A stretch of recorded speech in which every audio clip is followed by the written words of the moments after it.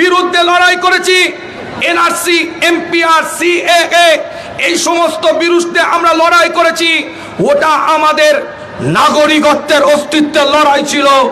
আজ ওয়াকফ বিল যদি member of পার্লামেন্টে সমকমিতার মতন নোংরা বিল যেমন পাশ করা হয়েছে, পরকীয়ার মতন নোংরা বিল যেমন পাশ করা হয়েছে, সেই রকম যদি ওয়াকফ বিল মেম্বার অফ পার্লামেন্টে পাশ করা হয়, মনে রাখবেন আমাদের লড়াইটা তখন ঈমানের অস্তিত্বের লড়াই দাঁড়িয়ে যাবে।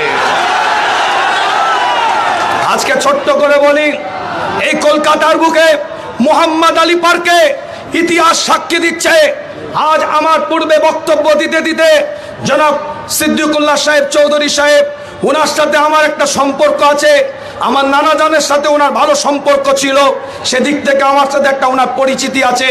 উনি বক্তব্য দিতে দিতে জামিয়াতে উলামা হিন্দের যে কর্মকাণ্ড, যে কর্মসূচি, বিগত দিন উলামা হাজরাতদের যে খিদমত, সেই সম্পর্কে তিনি কিছু কথা বলেছেন।